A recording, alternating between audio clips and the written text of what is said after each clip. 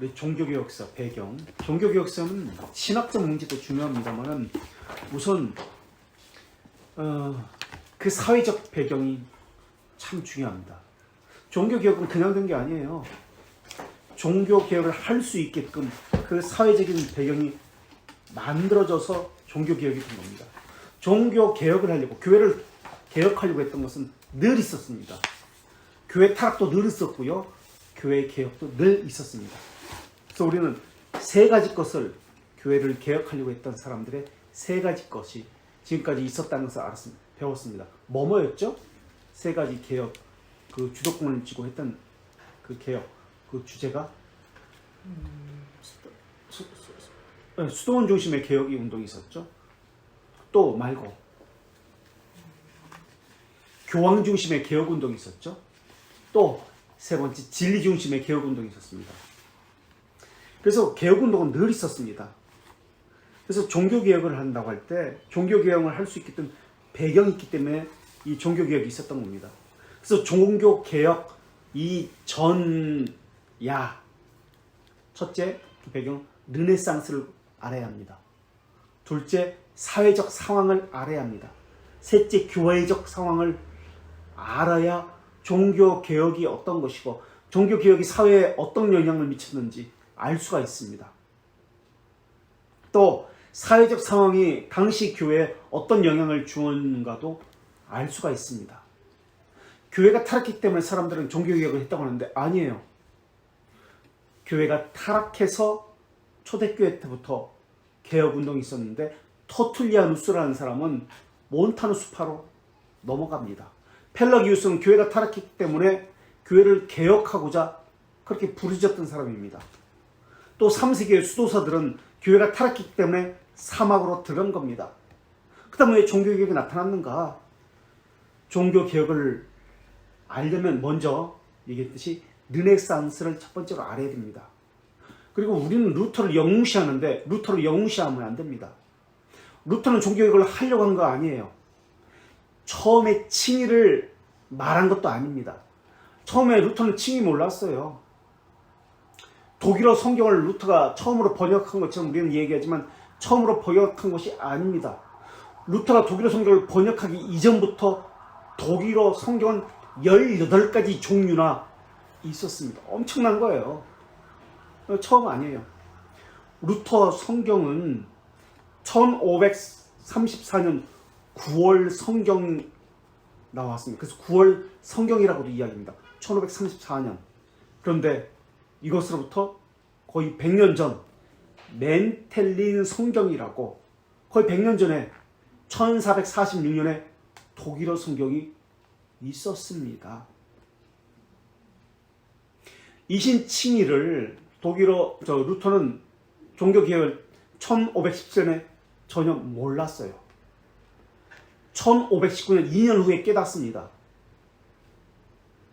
처음에는 면제부가 잘못됐다 라는 것만 가지고 이야기했습니다. 그래서 사실 종교개혁을 한 사람도 루터가 먼저 아니고요. 면제부가 잘못됐다는 것을 이야기한 사람도 루터가 처음이 아닙니다. 에라스무스, 찌빙글리도 면제부가 잘못됐다는 것을 알고 있었고 이것에 반대했습니다. 비텐베르크에서 그 대학 정문에 이렇게 붙였다고 그랬잖아요. 95개죠. 비텐베르크 당시 인구가 2,500명이었어요. 찌빙글리의 쥐리인은 당시 인구가 6,000명이었어요. 칼빈이 사역할 때 제네바는 15,000명이었어요. 그러니까 2,500명 정도 되는 소도시가 비텐베르크였는데 그 당시에 3만 명의 도시가 아우크스부르크 여기서 이제 종교 회의가 일어나게 되잖아요. 이거 3만 명 인구였어요. 또 콜로냐도 3만 명 인구였습니다. 대학교 내에 있는 그 교회가 있잖아요. 뭐 채플 같은 거 교회가 있잖아요. 그 교회 정문에 비텐베르크 그 대접으로 붙인 거예요. 우리나라 한국 대학교도 보면은 대접이 누구든지 붙일 수 있잖아요. 여기저기 붙이잖아요. 학생들은 누구든지 정부를 비판하기도 하고 어떤 이슈에 대해서 자기 의견을 내기도 하고 그렇게 흔하게 대접으로 붙인 거예요. 그냥 누가 관심을 놓겠어요. 시골에서. 그것도 조그만 신생대학이에요. 우리 저 시골 어디 저쪽에 이름도 잘 모를 만한 그런 대학교 하나 새로 생겼어요. 거기에 누군가가 대접을 붙였어요. 누가 관심 주겠어요. 이렇게 흔한 겁니다. 시골 대학에서. 이런 상황에서 어떻게 종교개혁이 일어납니까? 말이 안 돼요. 르네상스라는 이런 배경을 알아야 되는데 이 단어는 재탄생이라는 단어입니다. 그래서 1300년에서 1600년 사이에 있었던 남부에서는 문예 부흥운동, 피렌체를 중심으로 일어납니다. 미술, 조각, 예술의 중심에서 부흥운동이 일어납니다. 북부는 종교 중심, 성경으로 돌아가자는 이러한 운동이, 인문주의 운동이 일어나게 됩니다. 아드 폰테스, 기원으로 돌아가자라는 뜻이거든요. 처음으로 돌아가자, 본질로 돌아가자라는 거예요. 이때 르네상스가 말하는 이 본질, 아드 폰테스라는 것은 사람의 재발견, 세계의 재발견을 이야기합니다. 당시 중세 사회에서는 인본주의, 그리고 토미즘, 토마스 아퀴나스의 스콜라 철학, 그리고 이교주의, 또 후기 중세에는 신비주의가 활발했습니다. 그리고 동시에 과학, 천문이 나란히 했던 그런 시기였습니다. 그런 시기의 공통점은 이기주의였고 개인주의였습니다. 개인주의로 인해서 봉건주의가 무너지고요. 그 전에는 나라라는 개념, 민족이라는 개념이 없었어요. 그러나 십자가 운동 이후에 민족주의, 국가주의라는 이런 개념이 생기게 됩니다. 그러면서 사회적 변화가 일어나게 되고요. 동시에 경제적 변화가 일어나게 됩니다.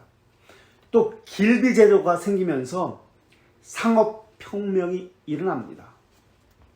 그리고 이 피렌체를 중심으로 남부 이태리에서는 레오나르도 다빈치, 마키아벨리, 또 영국의 토마스 모어, 또 이제 인문주의에서는 이제 네덜란드의 에라스무스, 이런 사람들이 이러한 것들을 르네상스를 이끌게 됩니다. 레오나르도 다빈치는 알렉산드로 6세 로마 교황 아래에서 승승장구하는 사람입니다. 그러니까 그때 알렉산드로 6세의 아들이 체사레 보르지아였는데 그 보르지아 밑에서 미켈란젤로와 함께 활동했던 사람이 레오나르도 다빈치입니다. 이 보르지아 우리 가문에 대해서 우리가 배웠잖아요. 가장 타락한 가문, 중세시대 교황의 가문. 이 보르지아 가문, 체사레 보르지아 밑에서 활동한 사람, 미켈란젤로, 라파엘로, 레오나르도 다빈치. 이들이 피렌체 문예 부흥 운동을 일으켰던 사람입니다. 다시 말하면 정치적인 이러한 관계 속에서 후원을 받았던 사람이다 라는 뜻입니다. 보르지아는 중세시대 때 가장 타락한 로마 카톨릭 교황이었잖아요. 19세기에 이제 삼총사가 썼던 프랑스의 알렉산드로 뒤마가 보르지아라는 작품을 썼어요. 그 보르지아 가문, 이 작품을 썼어요. 그리고 마키아벨로,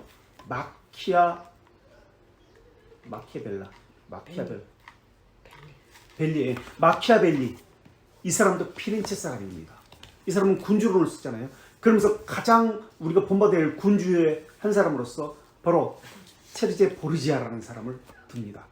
그러니까 이쯤 피렌체라는 중심으로 많은 인문주의 운동이 일어났다는 것을 이야기하고 있는 겁니다. 또 북부에서는 에라스무스를 중심으로, 에라스무스의 친구가 누구냐면 영국의 토마스 모어입니다. 유토피아를 쓴 사람. 에라스무스와 평생의 친구를 지냅니다. 이 토마스 모어는 로마 카톨릭입니다. 철저한 대법관으로 있으면서요, 헨리 8세가 앤 볼린 시녀였잖아요. 그 자기 부인의 시녀와 결혼을 하려고 합니다. 이때 로마 카톨릭은 반대를 합니다. 그리고 이 대박권이었던 토마스 모어도 이것에 대해서 로마 카톨릭이니까 반대를 합니다. 그래서 헨리 8세는 난 로마 카톨릭과 손을 끊어버리겠다 하고, 그게 종교개혁이에요. 정치적인 입장에서 프로테스탄트로 돌아서게 됩니다. 그래서 헨리 8세에 의해서 토마스 모어는 화형을 당해 죽고 맙니다. 유토피아라는 말은 존재하지 않는 장소라는 의미잖아요. 공화 정치를 꿈꿨던 겁니다. 그러면서 토마스 모어라는 사람은 종교 개혁자들을 잡아 죽이는데 앞장선 사람들입니다. 최초로 공화 정치를 꿈꿨던 사람은 플라톤이에요. 최초로 국가론에서 밝히고 있죠. 어쨌든 유토피아나 토마스 모어의 군주론, 마키아벨리 군주론은 같은 시대에 쓰여진 저서들입니다. 그러니까 르네상스 시대. 에라스무스는 어디 출신이라고 그랬죠? 어디서 배웠다고 그랬죠? 네덜란드 사람인데 어디서 교육을 받았다고 그랬잖아요. 공동체 형제된 소속 학교인데 무슨 운동이라고 했죠? 이게 데고치오 모데르나 운동. 네. 거기서 교육을 받은 사람이에요. 에라스무스는. 그러면서 기독교 강요와 비슷한 책들을 쓰게 되는데요. 군사 침서라는 책입니다. 근데 기독교 강요와 비슷해요. 그리스도의 군사로서의 침서. 그 다음에 우신예찬. 또 이 사람은 성경을 번역합니다. 우신이라는 것은 어리석다는 뜻이거든요. 어리석은 여신을 사람들이 추종한다는 이야기예요. 근데 이 여신은 자기가 어리석다는 것을 압니다. 그런데 사람들은 이 우신을 추종합니다. 우신이라고 여신이라고 하는 것은 교회라는 라틴어 명사가 여성이기 때문에, 여성 명사이기 때문에 교회를 지칭하는 겁니다. 어리석은 교회라는 개념을 사람들이 추종하고 있다라는 것을 이야기하는 것이 우신예찬입니다. 그만큼 당시는 교회가 부패했고 타락했고 어리석었습니다. 무지했습니다. 그런데도 가르침이 전혀 없는데도 사람들은 교회에 맹종을 했습니다. 이것을 비꼬는 우화적인 그러한 책이 우신예찬입니다. 또 사람들은 자기가 듣고 싶은 것만 알아서 듣고요. 자기가 듣고 싶은 대로 알아서 해석을 했습니다. 그것을 비꼰 것이 우신예찬이라는 책입니다. 그래서 1장에서는 우신예찬, 1장에서는 왜냐하면 그 당시의 배경, 교회적인 상황에 대해서 이 책은 자세히 적고 있는데 광기, 이기적 사랑, 방종, 최명과 같은 잡신들이 교회 안에 있다라고 그렇게 설명합니다. 그리고 2장에서는 우신, 교회의 권력, 쾌락에 대해서 이야기하고요. 우신이 갖고 있는 권력, 쾌락에 대해서 이야기합니다. 그리고 3장에서는 우신의 추종자들에 대해서 이야기합니다. 그 추종자들은 성직자들, 장사꾼들입니다. 그리고 4장에서는 기독교인들, 그 추종자들을 맹종하는 사람들의 어리석은 것들을 이야기합니다. 그 당시에는 목회자들에게, 권위자들에게 복종하는 것을 믿음이라고 생각했습니다. 얀센주의라고 있거든요. 파스칼이 대표적인 사람입니다. 우리 파스칼의 팡세를 어느 교회에서 추천도서로 하고 교인들한테 읽으라, 기독교 고전이다라고 그렇게 권면하기도 하잖아요. 말씀드리거니와 얀센주의 대표적인 파스칼은, 그러니까 얀센주의는 이단위로 정죄된 사상을 가진 사람들입니다. 그 사람이 쓴 책이 팡세, 묵상, 그런 개념이에요. 파스칼은 어거스틴의 은총론을 바탕으로 로마 카톨릭 상황 하에서 기독교를 변증한다고 책을 쓴 겁니다. 그래서 이 파스칼은 키에르케고르하고 비슷한 그러한 사상을 가진 사람입니다. 그래서 이것을 근현대교회사에서 배우게 됩니다. 어쨌든 로마 카톨릭 왜 얀센파를 이단위로 정죄했는지 아십니까? 세미펠라기우스주의이기 때문에 그래요. 펠라기우스주의이기 때문에 세미 펠라기우스주의이기 때문에 이단으로 정지합니다. 이게 1653년 이노첸조 10세 때입니다. 얀센주의가 강조하는 것은 원죄 그리고 은혜를 강조합니다.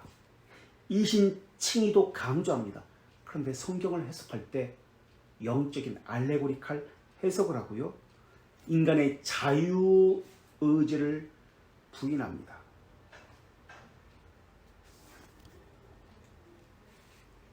그래서 얀센이 쓴 책이 있는데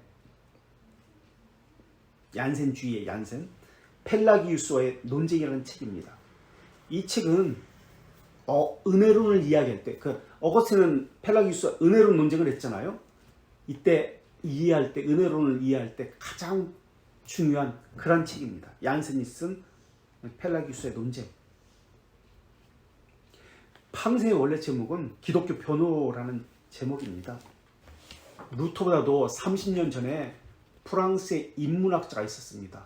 이제 북쪽은 남쪽 이태리 남쪽은 이제 문예 부흥이 있었고 이쪽 북쪽은 인문 부흥 운동이 있었습니다. 종교적인 프랑스 파리 대학에 인문학자 자크 르페브르 데타브르라는 사람이 있었습니다.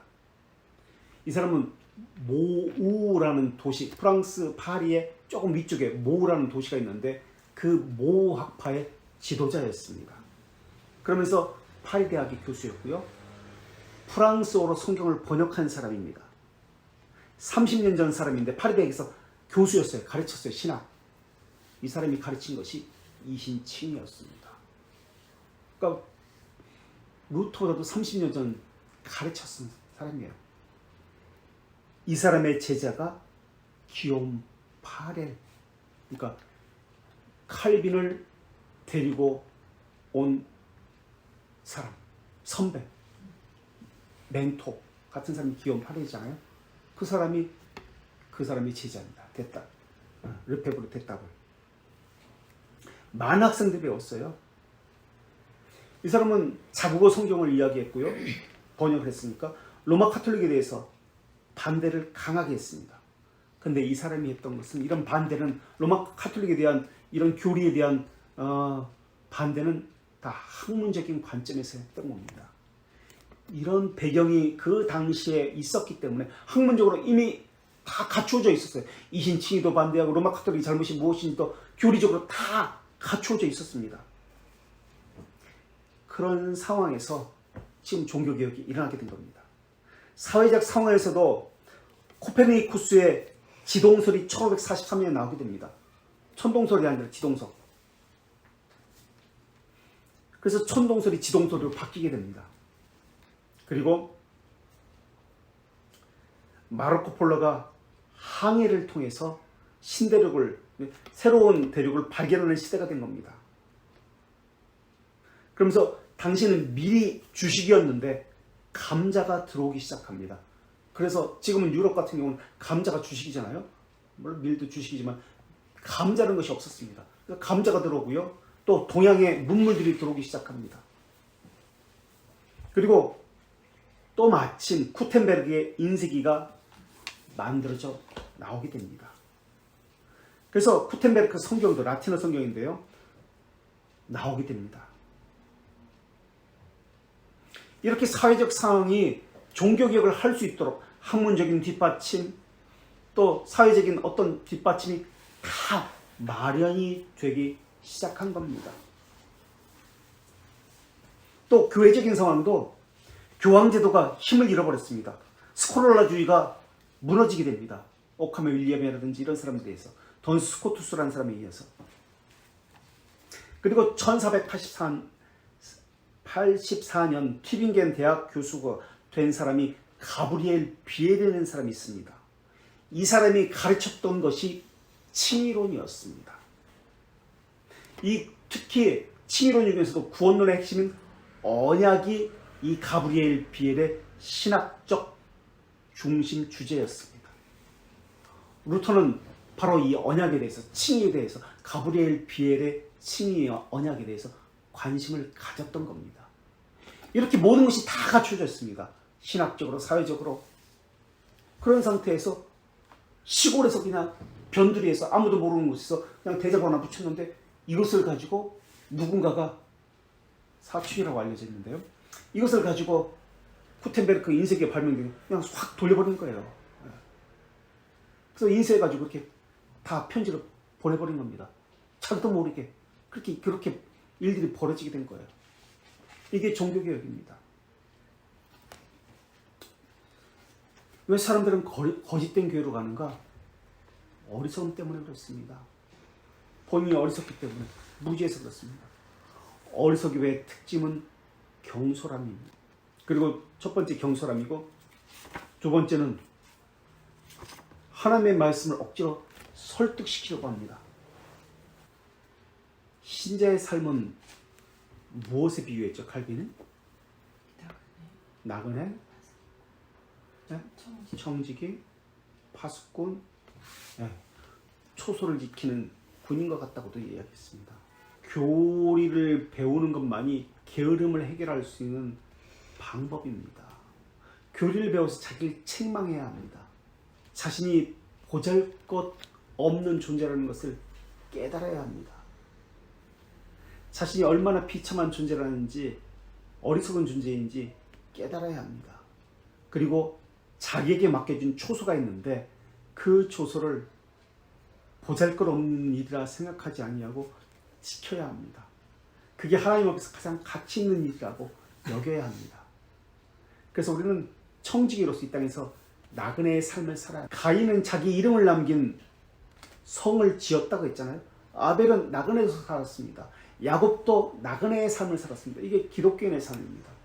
그러나 가인의 자손들은 자기 이름을 남기기 위해서 성을 짓고 이름을 남기려는 것들을 합니다. 그래서 하나님의 자녀와 가인의 자녀의 차이점입니다. 하나님의 말씀을 억지로 설득하는 것이 두 번째라고, 어리석음의 특징 두 번째라고 했는데, 교회는 2000년 동안 자발적으로 일치한 성경 해석을 했습니다. 그런데 자발적으로 일치하는 성경 해석이라는 것은 제도적이고 인간적인 방법을 동원한 일치하는 성경 해석이었습니다. 교황이 말하면 무조건 이것은 성경이다, 그런 개념으로서 해석했다는 의미입니다.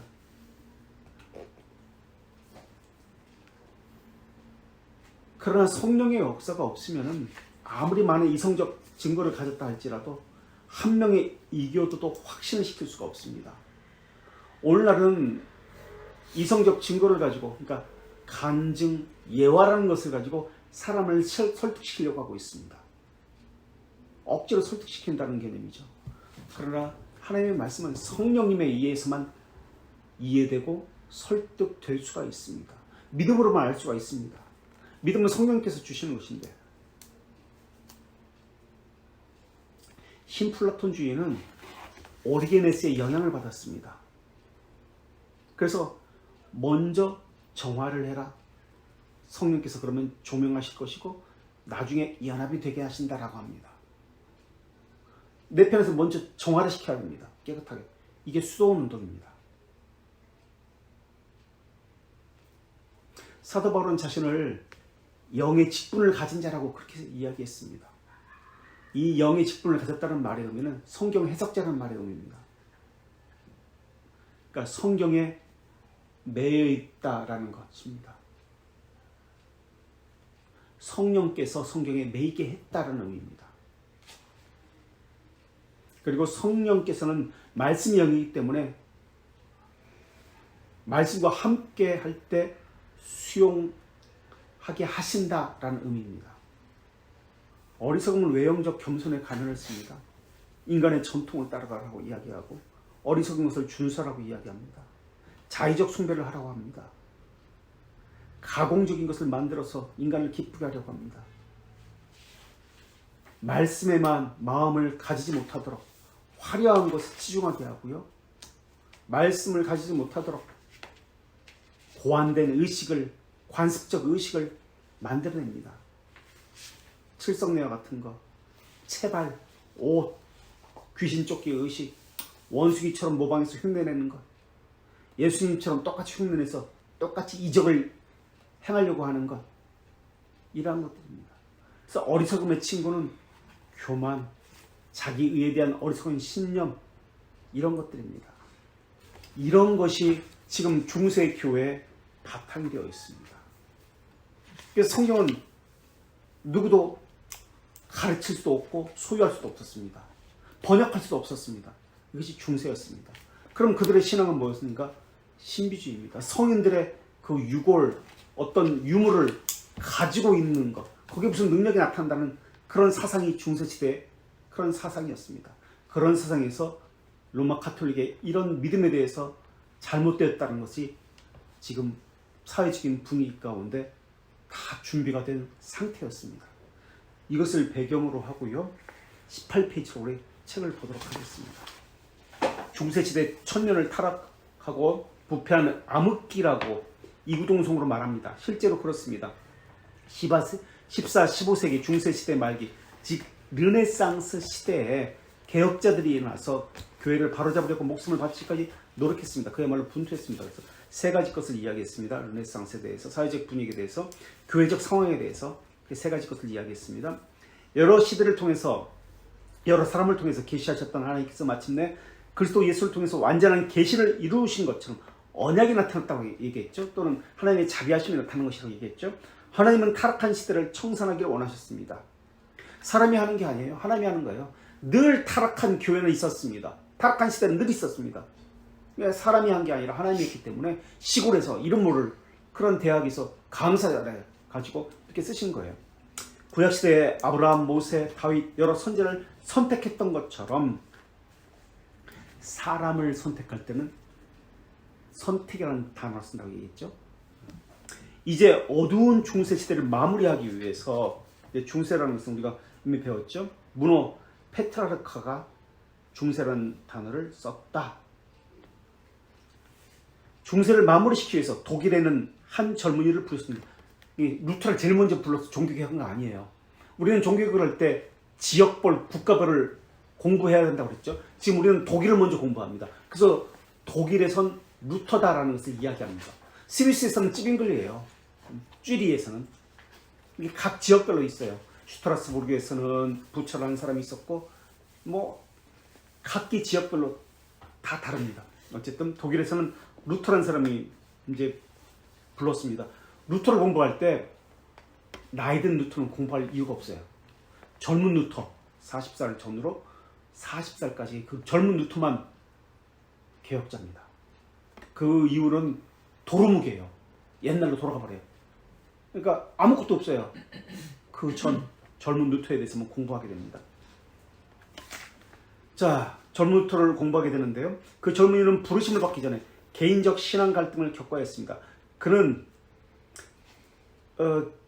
자신이 직면하게 될 사역을 수행하기 위해서 시련과 연단이 필요했습니다. 그 젊은이가 종교개혁자 선구자, 선구자라는 표현 좀 그러네. 마틴 루터입니다. 이제부터 루터의 생애를 살펴보겠습니다. 라고 얘기합니다. 자, 지금 독일이라고 이야기했는데 이 독일, 이태리, 프랑스 이 제국이 나뉘어진 것이 누구 때죠? 혹시 기억나세요? 이것을 843년 베르동 조약이라고 합니다. 샤를마뉴가 신성 로마 제국을 세우고 그 아버지 파팽이 세웠죠, 사실은. 어쨌든 샤를마뉴의 아들 경건한 루이에게 물려줬습니다. 근데 경건한 루이는 자신의 아들 3명에게 제국을 지금의 독일, 이태리, 프랑스로 나누어 줍니다. 이게 베르돈 조약 843년입니다. 그래서 세 아들이 있었는데 경건한 루이의 세 아들 콘타르 1세는 이태리를 다스리게 됩니다. 아들 중에서 루이는 독일을 다스리게 됩니다. 그리고 대머리 샤를이라고 불렸던 사람은 프랑스를 다스리게 됩니다. 원래는 프랑스를 중심으로, 지금 프랑크족이니까 프랑스를 중심으로 지금 황제권이 주도권을 가지고 시작된 것이잖아요. 그런데 세 지역으로 나뉘게 되면서 나중에는 황제권이 프랑스에서 독일로 넘어가게 됩니다. 독일로 넘어간 그 왕조 시대가 오토 왕조 시대입니다. 그래서 오토 왕조 시대가 프랑스에서 신성 로마 제국을 독일로 바꿔서 이끌게 됩니다. 그 다음 왕조가 잘리아는 왕조, 그 다음 왕조가 독일의 호헨슈타우펜 왕조가 신성 로마 제국의 황제가 됩니다. 그러다가 1356년 금인칙서가 발표됩니다. 신성 로마 제국 헌법인데요. 그 내용은 31장으로 되어 있습니다. 신성 로마 제국 황제를 선출할 때 선출하는 방법에 대해서 써 있는 것이 신성 로마 제국 금인칙서입니다. 1356년. 왜 이걸 설명하냐면 이게 중요하기 때문에 그래요. 이때 어떻게 신성 로마 제국 황제를 선출하느냐 하느냐면 7명의 선제후에 의해서 다수결로 선출합니다 라는 결정을 하게 됩니다. 그리고 선출되었을 때 로마 교황이 황제의 관을 선출된 그 사람 머리 위에 씌워준다라는 법이 1356년에 나온 금인칙서입니다. 그러니까 아까 말씀드렸던 호헨슈타우펜 왕조가 그 마지막 황제가 누구냐면 콘라드 4세입니다. 이 콘라드 4세가 우리 중세 때 배웠는데요. 이노첸조 4세와 십자군 나가라. 안 나간다. 또 나가려고 했다가 병이 들었고 이래서 이런 갈등이 있었습니다. 십자군 전쟁과 관련해서. 그래서 출교를 당합니다. 말 안 듣네? 그러다가 결국에는 십자군에 나가게 됩니다. 근데 십자군 전쟁에 나갔다가 말라리아를 걸려가지고 죽습니다. 그런 상황에서 독일의 그 신성 로마 제국 황제가 전쟁에서 죽어버리면서 그러면서 후계자 문제가 대두가 됩니다. 그러면서 나온 것이 금인칙서입니다. 그러면서 룩셈부르크 왕조가 난데없는 거죠. 룩셈부르크 왕조가 신성 로마 제국 황제가 되어버립니다. 그러다가 지그문트 황제는 이제 룩셈부르크의 그 신성 로마 제국 황제는 지그문트 황제는 딸이 엘리자베스라는 딸 하나밖에 없습니다. 그러면서 룩셈부르크 왕조가 신성 로마 제국을 다스린 것이 끝나게 됩니다. 룩셈부르크 왕조 다음에 나온 왕조가 누구냐면 합스부르크 왕조입니다. 그래서 종교개혁 시대의 황제는 막시밀리안 1세 1508년에서 1519년, 그 다음은 칼 5세 이렇게 이어지게 됩니다. 그런데 칼 5세가 황제로 선출되었습니다. 그런데 즉위식을 못합니다. 선제후가 자꾸 어디서 전화가 오는데 인정을 안 했기 때문에 맞습니다. 그 선제후 중 한 명이 누구냐면 루터를 보호했던 프리드리히 3세입니다. 그러다 보니까 황제로서는 황제 선출은 후계적 구도는 자기가 황제가 되는데 선제후가 인정을 안 해요. 그러니까 힘이 미약한 겁니다. 그런 상황에서 선제후의 힘이 막강할 수밖에 없었습니다. 황제가 선제후 7명에서 뽑혀야 되는데 황제 후보자로 지금 있을 뿐입니다. 7명 중에 4명만 찬성하면 되거든요. 3명. 그 막판 1명에 의해서 되기도 하고 안 되기도 하는데 그 손을 쥐고 있는 사람, 그 선택권을 쥐고 있는 사람이 바로 프리드리히 3세입니다. 그 사람이 민 사람이 바로 루터였어요. 누가 까불어? 누가 덤벼? 루터를. 이 프리드리히 3세가 선제후가 보호하고 있으니까 황제도 함부로 못해요. 이 칼 5세는 스페인 출신이었습니다. 스페인 출신인데 네덜란드가 속국이었잖아요. 네덜란드에서 태어났어요. 정치적인 안정이 이루어지지 않았습니다. 그래서 스페인 출신 칼 5세가 독일 사람들은 왜 스페인이 우리 독일을 다스리지? 기분 나쁜 거예요. 싫은 거예요. 그래서 이 작센의 선제후 이 사람도 자기가 독일 사람으로서 당연히 독일에서 신성노마제국의 황제권을 이어받아서 독일 사람이 다스려야지라는 생각을 가지고 있었습니다. 그런 상황에서 자기가 자기 땅에 선제후였죠. 프리드리히 3세가 자기 땅에 세운 대학교가 비텐베르크 대학입니다. 그러니 신성노마제국 황제라 할지라도 아직 황제 임명을 못 받았지만 그 사람이라 할지라도 비텐베르크 대학에 누가 건드려요? 루터는 자기 대학의 교수인데 내가 세웠는데 내가 믿는 교수인데 그러면서 종교 개혁을 하는 거예요. 이런 상황에서 루터가 나오게 된 겁니다. 계속 프리드리히 3세가 밀어주는 거예요. 그 신성노마제국 황제도 못 건드리는 겁니다. 그런 상황이에요. 우리가 알고 있듯이 스페인은 로마 카톨릭이잖아요. 이 사람은 프로테스탄트예요. 루터를 밀면서. 그러니까 루터파를 지지하는 프로테스탄트, 당연히 로마 카톨릭과 갈등이 있습니다. 네가 황제가 돼? 난 싫어. 내가 황제가 되겠어. 이런 정치적인 상황 속에서 작센의 선제후 프리드리히가 그래서 사실은 현명한 프리드리히라고 불리는데요. 현명한 것은 후대 사람들이 붙여준 별명이고요. 사실은 정치적인 사람이었죠. 정치와 결탁을 해서 루터는 보호를 받으면서 어떤 면에서는 승승장구하게 되는 겁니다. 스페인은 로마 카톨릭을 믿고 있는 거예요. 그래서 루터를 싫어하게 되어 있습니다. 왜 우리에게 반항을 하지? 프로테스탄트는 독일 사람들은 프로테스탄트를 당연히 밀게 되겠죠. 갈등이 있을 수밖에 없습니다. 거기다가 이슬람의 위협이 있었죠. 거기다가 프랑스, 독일 이 군주들 서로 경쟁을 하게 되죠. 더더욱 독일은 독일 사람 밀게 되어 있어요. 거기다가 독일 농민 전쟁이 일어나게 됩니다. 1524년에서 25년 사이에 농민 전쟁이 일어나면서 사회적인, 정치적인, 재정적인, 종교적인 사면초가 있었던 상태입니다. 그런 가운데서 영국의 헨리 8세가 로마 카톨릭과 결비를 하잖아요. 결혼 문제 때문에. 신이하고 결혼하려고. 반대하니까 너 조강지 쳐 있지 않냐. 스페인의 공주였거든요. 로마 카톨릭이니까 로마 교황은 스페인을 밀 거 아니에요. 근데 나 싫다서. 그래서 엠블린과 결혼하려고 프로테스탄트로 오게 됩니다. 그러면서 독일과 영국이 손을 잡고 동맹을 맺습니다. 그래서 영국과 프랑스는 적대 관계였고 프랑스와 독일도 적대 관계이기 때문에 적의 적은 우리 편이다 해서 영국과 독일이 손을 잡게 됩니다.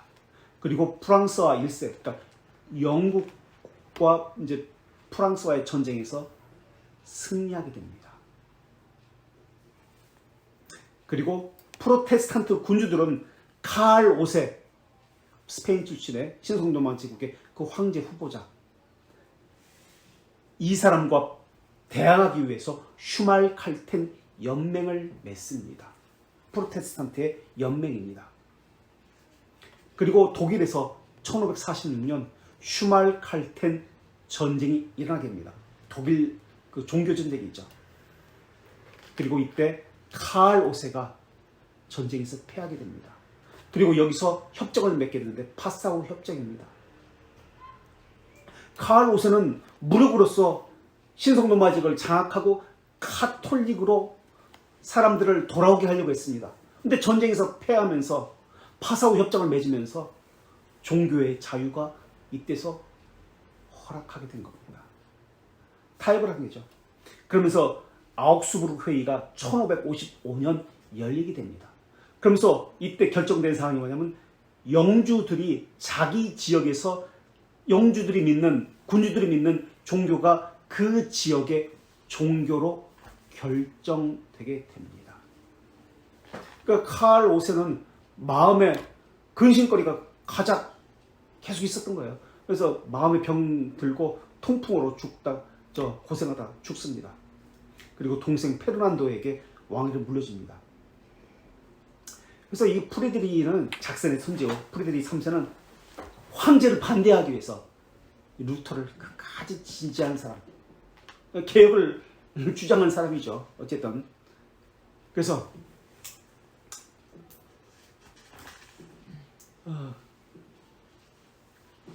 개혁파 의회의 지도자이기도 했습니다. 결혼을 하지 않았어요, 이 사람은. 프리드리히 3세는. 그러나 이 프리드리히 3세는 루터를 지지했지만은 로마 카톨릭의 유골, 성골 이런 로마 카톨릭의 그 신앙을 그대로 가지고 있던 사람이에요. 성인 숭배 이런 사상은 그대로 가지고 있던 사람이에요. 그러니까 교리적으로 신학적으로 이건 없어요.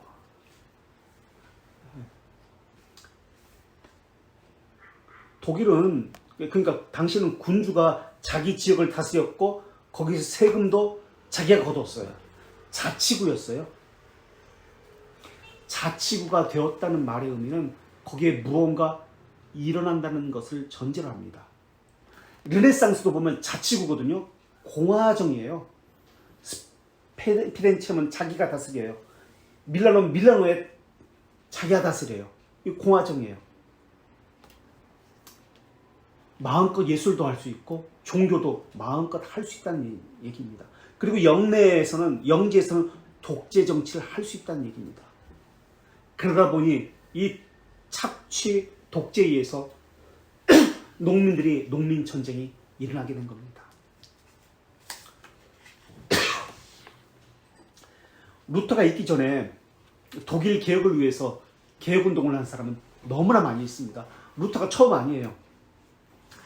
루돌프 아그리콜라라는 사람이 있었습니다. 루터가 1517년에 종교개혁을 했잖아요. 이 사람은 1442년에 태어나서 1485년에 죽은 사람이에요. 독일에 처음으로 인문주의를 전한 사람이 루돌프 아그리콜라입니다. 그리고 1522년에 죽은 요한네스 루흘리라는 사람이 있습니다. 히브리어가 능통한 사람이에요. 그래서 칼빈도 이 사람에게 법을 배웠습니다. 루흘리라는 사람에게서. 1522년에 죽은 사람. 칼빈에게 많은 도움을 줬죠. 또 콜라드 무트라는 사람이 있습니다. 이 사람은 1526년에 죽었습니다.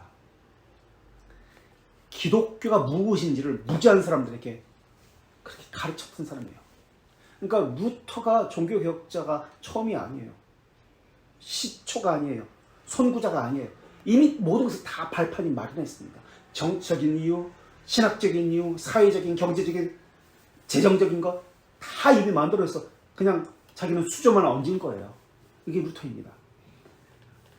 자, 이런 배경을 가지고 루터를 공부해야 되는데요. 루터를 공부할 때, 루터는 다음 주에 구체적으로 들어가도록 하겠는데요. 이게 저거까지는 할까? 지금 5분 남았으니까, 4분 남았으니까. 장소별로 이해해야 됩니다. 루터를 공부할 때 장소별. 그러니까 태어난 장소. 아이슬레벤, 우리말로는 초딩 시절, 만스펠드, 그 다음에 막데부르크에서는 이제 공동체 생활해요. 신비주의를 거기서 공부하게 되죠. 그러니까 데보치 모데르 운동, 그 야학 같은 곳에서 공부했다고 했잖아요. 에라스무스도 그렇고 루터도 그렇고 막데부르크. 그 다음에 아이제나크는 바하도 이 고향이에요. 그래서 아이제나크 하면 바하 집이 있고 거기서 한 100m 떨어졌나 루터 집이 있어요. 이제 소위 우리로 얘기하면 중딩 시절, 청소년기 시절. 그 다음에 에어프루트 이제 정식으로 공부하게 되죠. 석사 1505년에 여기서 하게 됩니다. 그 다음에 수도원, 어거스틴 수도원. 여기서 스승인 슈타우 피츠를 만나게 됩니다. 슈타우 피츠를 만나게 되는데 어거스틴 수도원. 그 다음 비텐베르크 대학. 그 다음에 다시 태어난 아이슬레벤으로 와서 생을 마감합니다. 그래서 루터는 장소별로 사상이 다르기 때문에 또 신학적 입장이 다르기 때문에 아이슬레벤, 만스펠드, 막데부르크, 아이제나크, 에어프루트, 비텐베르크, 아이슬레벤 이렇게 이 책이 나와요. 그런 순서로 이 책이 쓰여졌습니다. 그렇게 장소별로 그렇게 이해해야 합니다. 그리고 루터는 젊은 루터가 중요합니다. 1484년에서 1530년까지 젊은 시기에 루터만 공부하고 그 이후는 공부할 게 없어요. 그리고요 1차 슈파이어 제국회의 1526년, 2차 슈파이어 제국회의 1529년을 알아야 합니다. 그래서 지금 루터가 내주는 강한 성이요, 이 찬송가 있잖아요. 이 찬송은 1529년 루터가 작곡했다고 나오는데 루터가 부른 것은 아닙니다. 1529년 신성로마 제국 전체 제국회의가 있었는데 그것이 슈파이어 의회, 2차 슈파이어 의회에서 부른 이제 프로테스탄트 군주들이 신성로마 제국 로마 카톨릭에 대항하면서 부른 찬송이 바로 이 찬송입니다. 내주는 강한 성이요. 칼 5세에게 항거하면서 프로테스탄트들이 부르면서 왔다라는 이야기가 있습니다. 그래서 내주는 강한 성이요, 시편 46편, 우리 찬송가 585장에 나오는 찬송입니다. 그래서 루터가 지었다라고 했지만 부른 것은 아니다. 시편 46편을 배경으로 했다. 이것을 전제로 하고 다음 주부터 루터를 들어가 보도록 하겠습니다.